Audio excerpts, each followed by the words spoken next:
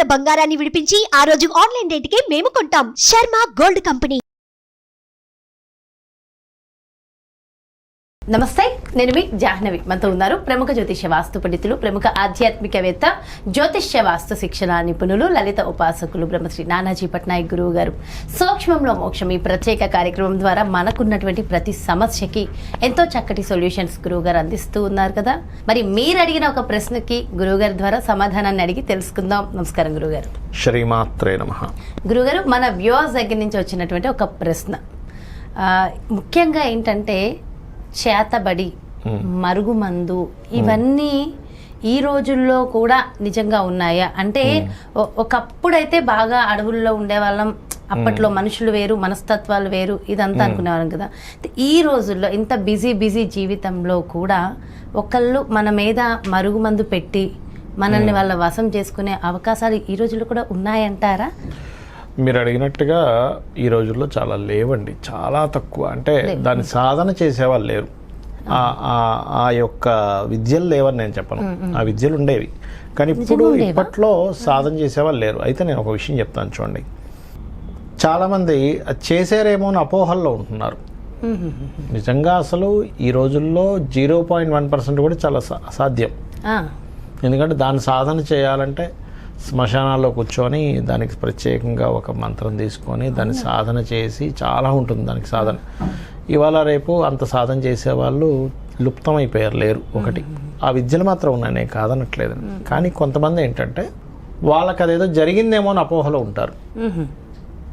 ఎవరో నాకేదో చేశారు, ఏదో అయిందండి, అందుకే మేము ఇలా అయిపోతున్నాం అనుకుంటారు. కానీ రీజన్ అది అయి ఉండదు. రీజన్ వేరేదైతే అది అనుకుంటూ ఉంటారు. అయితే ఇక్కడ ఏంటంటే ఎంతసేపు మీరు ఒక విషయం అర్థం చేసుకోవాల్సింది ఏంటంటే, ఒక చేతబడనో బాణామతనో లేకపోతే ఇంకోటి రకరకాలు ఉంటాయి అందులో. అలా చేయడం వల్ల మాత్రమే ఒక నెగిటివ్ ఎఫెక్ట్ వచ్చి మనల్ని ఇబ్బంది పెడుతుంది అనుకోకూడదు ఎప్పుడు కూడా. చాలామంది చూడండి 10 మంది కళ్ళు పడేలాగా కొన్ని చేస్తూ ఉంటారు తెలియకుండా. వాళ్ళకి తెలియదు ఆ విషయం. అందంగా రెడీ అవ్వడం కాదు, అందంగా రెడీ అవ్వడం అనేటువంటిది కాదు. కొన్ని చూడండి, కొన్ని షో ఆఫ్ చేస్తూ ఉంటాం మనం. షో ఆఫ్ చేసేటప్పుడు మనం వెనకాతలు ఎంత కష్టపడ్డామని తెలియదు, అనుభవించడానికే కదా అనుకుంటాం. కానీ దాని వెనకాతల ఆ వ్యక్తి అంత డబ్బు సంపాదించడానికి గల కష్టం తెలియదు ఎవరికి కూడా. ఎన్ని గంటల తరబడి కష్టపడ్డాడు, నిద్రలేని రాత్రులు ఎన్ని గడిపాడు, ఎంత చదువుకొని ఆ స్టేజ్కి వచ్చాడు, లేకపోతే ఎంత కృషి చేసి ఆ స్టేజ్కి వచ్చాడు, ఎంతమంది మోటివేషన్ చేసి ఆ స్టేజ్కి వచ్చాడు అనే విషయం తెలియదు. ఆ కుటుంబం కూడా కష్టపడి ఆ స్టేజ్కి వచ్చిన రోజులు ఉంటాయి. అదంతా తెలియకుండా బయటకు కనబడేటువంటి వాళ్ళ సంపద, వాళ్ళు ఉండే ఇది చూసి అవతల వాళ్ళు ఈర్షపడుతూ ఉంటారు. ఆ ఈర్షలు కూడా ఈ నెగిటివ్ ఎనర్జీ, ఎవరో ఏదో చేతబడి చేసినట్టుగా పనిచేస్తూ ఉంటాయి. ఈర్ష్యాద్వేషాలు కూడా. అందుకే ప్రత్యేకంగా స్త్రీకి నల్ల పూసలు దండ ఎందుకు వేసుకుంటారంటే ఈ నెగిటివ్ ఎనర్జీ రాకుండా ఉంటుంది, అది తిప్పి కొడుతుంది. ఇవాళ రేపు చాలా మంది తెలియక నల్లపూసల దండలు వేసుకోవట్లేదు, కానీ ఖచ్చితంగా వేసుకోవాలి.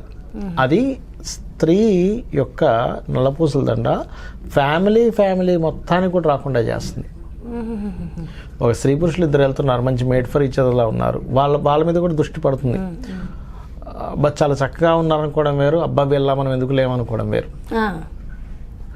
అందుకని ప్రత్యేకంగా నల్లపూసల దండలు అందుకే వేస్తారు స్త్రీకి. అదేవిధంగా మనకి చూడండి, తిరుపతికి వెళ్ళినప్పుడు నల్లదారం దొరుకుతుంది వెంకటేశ్వర స్వామి దగ్గర. ఎందుకు కట్టుకుంటామంటే ఆ నలుపు రంగుకి ఇటువంటి వాటిని తిప్పికొట్టే ఇది ఉంటుంది. అందులో ముఖ్యంగా క్షేత్రాల్లో ఉన్నటువంటివి తీసుకొని కనుక మనం ధరించినట్లయితే ఖచ్చితంగా అది ఆపుతుంది. ఎందుకంటే భగవత్ సంబంధించిన క్షేత్రంలో ఆ క్షేత్ర మహిమ ఉంటుంది కదా.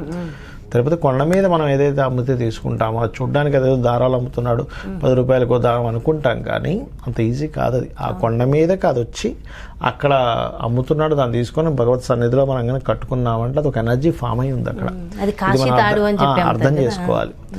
ఇలా ఎవరైనా సరే ఇప్పుడు చూడండి ఎందుకు కట్టుకునేవారంటే ఇలా దిష్టి తగలకుండా ఉండడానికి మనం చేసే ప్రయత్నాలు. చాలామంది నాకు వస్తుంటాయి కేసెస్, మాకేదో చేశారండి. వాళ్ళు ఏమనుకుంటారంటే వాళ్ళకి మహాదశ సరిగ్గా నడవదు, తెలియదు వాళ్ళకి. వాళ్ళ ప్రయత్నాలన్నీ వెనక్కవుతున్నాయి అనుకోండి, మాకెవరో చేతబడి చేసినట్టున్నారు, అందుకే మా పనులు ఏమి ముందుకు కాదు. అసలు రీజన్ ఏంటో తెలుసుకోవాలి. మీరు చేసే ప్రయత్నంలో ఏదైనా లోపం ఉందా? ఇంకోటి ఏంటంటే ఒక బిజినెస్ పెట్టామనుకోండి అమ్మా, ఎంతకాలం అది ఇంప్రూవ్ అవ్వడానికి టైం పడుతుంది, దానికి మార్కెట్ ఎంత ఉంది, మీరు దానికి ఎంత కృషి చేస్తున్నారు, మీరు ఎంత ఇన్వెస్ట్మెంట్ చేయాల్సి వస్తుంది, ఇవన్నీ క్యాలిక్యులేషన్స్ వేసుకోకుండా గుడ్డిగా బిజినెస్ పెట్టేస్తారు. అవి నడవట్లేదండి, మా మీద ఎవరో చేతపడి చేశారు, అది చేశారు, ఇది చేశారు అనుకుంటారు. అన్నీ పర్ఫెక్ట్గా చేసి కూడా మీకు అవ్వట్లేదు, అన్నీ కరెక్ట్గా చేసి కూడా అవ్వట్లేదు అంటే అప్పుడు సంథింగ్ మీ దశ ఎక్కడో లోపం ఉంటుంది. మీ దశ అన్నీ బాగుండి కూడా అవ్వకపోవడం అనేది సర్వసాధారణంగా జరగదు. మీరు ఇంకెంతో పెద్ద పెద్ద శత్రుత్వాలు ఉన్నాయండి, మీకు అవతల వాళ్ళకి అట్లాంటి బ్యాక్గ్రౌండ్ ఉంది, అలాంటి విద్యలు ఉన్న వాళ్ళంటే అప్పుడు మాత్రమే సాధ్యం ఎవరైనా ఏదైనా చేయాలంటే. అది కూడా ఎవరైనా అలా చేసినా కూడా దాన్ని కూడా మీరు బయటపడవచ్చు. ఎలాగా అంటే లక్ష్మీ నరసింహస్వామి యొక్క కరావలంబ స్తోత్ర పఠనం చేయడం ద్వారా బయటపడవచ్చు, చండీ పారాయణం చేసుకోవడం ద్వారా బయటపడవచ్చు. ఇటువంటి వాటి నుంచి ఓం చండీ దేవతాయై నమః అనుకుని బయటపడవచ్చు. ఓకే, అయితే నిజంగా ఇవి ఉన్నప్పుడు గురువు గారు మనకి పలానా వ్యక్తుల ద్వారా పలానా జరుగుతుంది అనేది మనం తెలుసుకోవచ్చా ముందే? అంటే ఒకటమ్మా, ఫస్ట్ నేను చెప్పేది ఏంటంటే ఇట్లాంటివి ఇప్పట్లో అయితే లేవు, పెద్దగా లేవు. ఉంది అని చెప్పని మార్కెట్ చేసి దాని అనవసరంగా జనాల నుంచి అనవసరమైన కొంతమంది కాల్ చేసినప్పుడు నాకు లేదండి అవన్నీ నమ్మకండి అని నేను అంటే మీకు ఏం తెలుసండి, మేము పడుతున్నాం కాబట్టి మాకు తెలుసండి అని అడుగుతున్నారు. అంటారు నిజమే, వాళ్ళ బాధ వాళ్ళది కాబట్టి వాళ్ళు అలాగే అంటారు.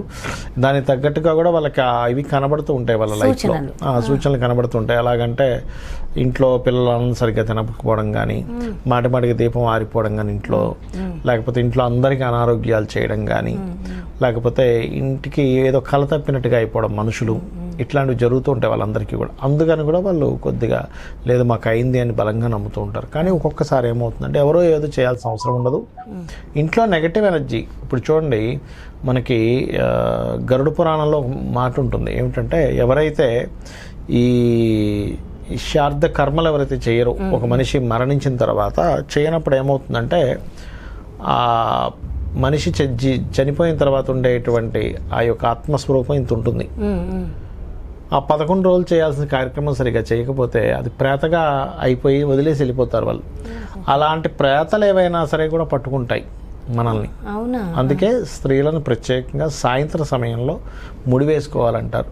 ఎందుకంటే ఈ ప్రేతాత్మలు ఆ జుత్తు యొక్క కొసల నుంచి దాన్ని కంట్రోల్ చేస్తూ ఉంటుంది. అందుకని వీళ్ళలో ఏమవుతుందంటే అనారోగ్యాల సమస్యలు, పిచ్చిగా ప్రవర్తించడం, గొడవలు జరగడం, ఇవన్నీ కూడా జరుగుతూ ఉంటాయి. అందుకని వీలైనంత మటుకు ఇంట్లో సాంబ్రాణి, గుగ్గిలం లాంటివి వేయడం, ఇంట్లో రామాయణ మహాభారతాలు, లేకపోతే ఈ చండీ పారాయణము, లేకపోతే దుర్గా సప్తశతి అంటారు, దాన్నే చండీ పారాయణం కూడా అంటూ ఉంటారు. అదేవిధంగా గజేంద్ర మోక్ష ఘట్టము, లేదా ఏదైనా ఒక భజన పెట్టుకోవడము, ఇట్లాంటివి కొంచెం రెగ్యులర్గా చేస్తూ ఉంటే ఇంట్లో అటువంటి ఎనర్జీ రాదు.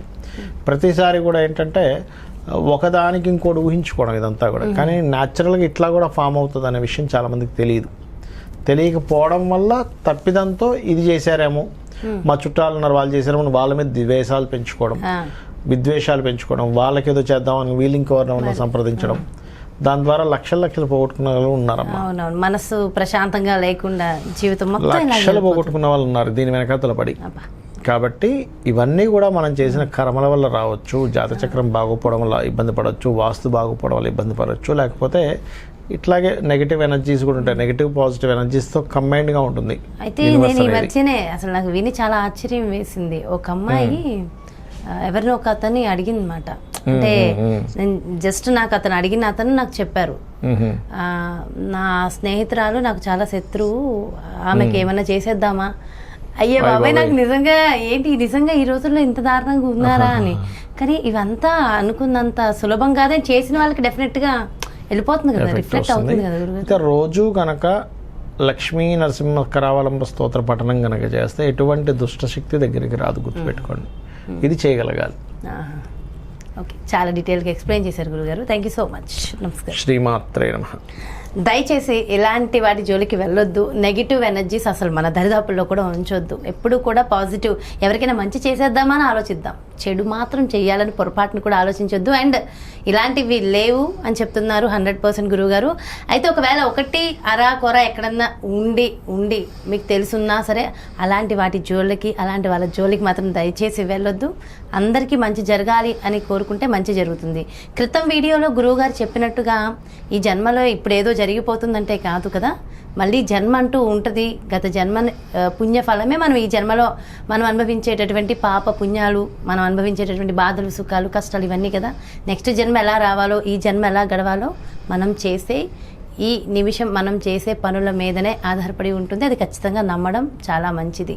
అది నమ్ముకుంటూ అందరికీ మంచి చేయాలనే సంకల్పంతో చక్కటి అడుగులు వేద్దాం. మరో చక్కటి ప్రత్యేకమైన కార్యక్రమంతో మళ్ళీ మీ ముందుకు వచ్చేస్తాను. నమస్కారం.